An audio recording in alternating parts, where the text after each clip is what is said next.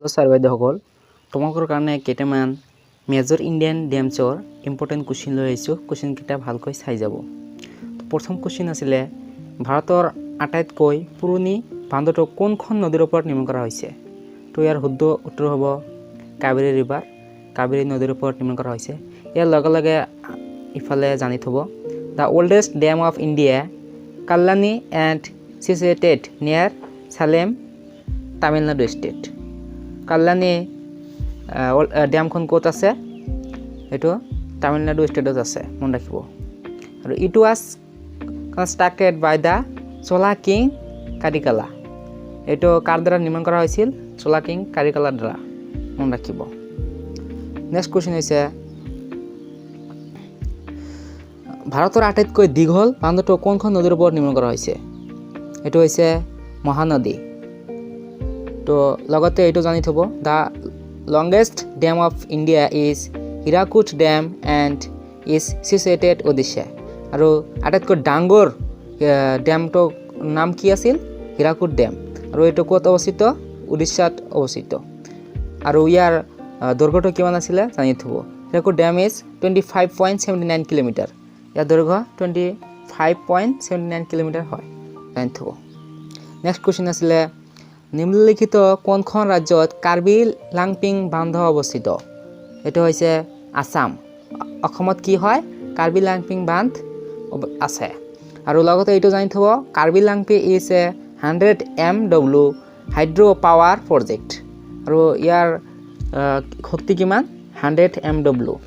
আৰু it is located on Borpani river basin in Assam.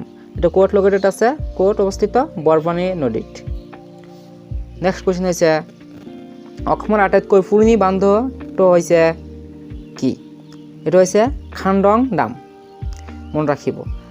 ইফালে মন ৰাখিব the first dam with 66 height on the Kopili river known as Khandong dam. মানে কি আছিলে? প্ৰথম ডেম আছিলে এই খান্দম ডেম। আৰু ইয়াৰ হাইট কিমান আছিলে? 66 মিটাৰ উচ্চতা আছিলে। আৰু এইটো আগত কি নাম আছিলে? কপিলি নদীৰ নাম আছিলে। আৰু এইটো কি বুলি জনা যায়? খান্দম ডেম বুলি জনা যায়। লগতে জানি থ'ব the Kopili hydro' power station there are 2 dams. One is the Khandong dam that receive the inflow of Kobili river and the other is Umrong dam that receive the inflow of the Umrong stream. The station is located Umrangso, Dima Hasao district. কি কৈছে? এই Kopili hydro' power ষ্টেচনটোত দুটা dam আছে। এটা হৈছে Khandong dam আৰু এটা হৈছে অমৰং ডেম। তো এই দুটা ক'ত অৱস্থিত? এই দুটা ডিমা হাছাও ডিষ্ট্ৰিক্টত অৱস্থিত। নেক্সট কুৱেশ্যন হৈছে কোনটো কোম্পানীয়ে খান্দং বান্ধ ৰক্ষণাবেক্ষণ কৰে? ইয়াতে শুদ্ধ উত্তৰ হ'ব NEEPCO, North Eastern Electric Power Corporation Limited. Full ফৰ্মটো জানি থ'ব লগতে। এইটো কপিলি ৰিভাৰ অৱস্থিত। It is under the ownership of Ministry of Power Government of India. এইটো কিহৰ আণ্ডাৰত কাম কাজ চলি থাকে? Ministry of Power of Government of India. It was formed on 2 April 1976 to plan, investigate, design, construct, generate, operate and maintain power station in the northeastern region of India. এইটো কেতিয়াৰ পৰা আৰম্ভ হৈছিলে? 1976ত 2 এপ্ৰিলত, মন ৰাখিব। আৰু কেতিয়াৰ পৰা ইনভেষ্টিগেশ্যন, ডিজাইন আৰু কনষ্ট্ৰাকশ্যন এইবিলাকৰ কাম কাজ আৰম্ভ হৈছিলে? 1976, মন ৰাখিব।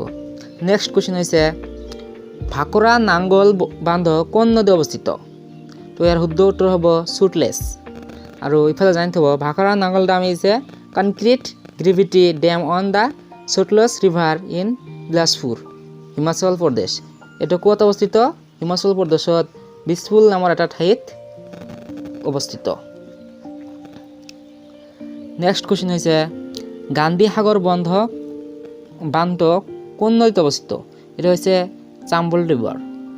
লগতে ইফালে জানি থ'ব the dam is located in Madhya Pradesh. এইটো ৰিভাৰ ক'ত অৱস্থিত আছে? মধ্যপ্ৰদেশত। Chambal river is the chief tributary of the Yamuna river. Chambal river কি হৈছে? আটাইতকৈ মুখ্য নদী হৈছে যমুনা ৰিভাৰ। নেক্সট কোৱেশ্চন আছে নিম্নলিখিত কোনখন নদীত নাগাৰ্জুন সাগৰ বান্ধ অৱস্থিত এটো শুদ্ধ উত্তৰ হ'ব কৃষ্ণা লগতে ইফালে জানি থব this is the largest and highest masonry dam in the world আৰু ইফালে জানি থব নাৰ্জুনগঞ্জ Sagar dam is located at the border of the Telangana and Andhra Pradesh এটো ক'ত অৱস্থিত তেলেংগানা এণ্ড অন্ধ্ৰ প্ৰদেশ বৰ্ডাৰৰ ওচৰত অৱস্থিত নাগাৰ্জুনা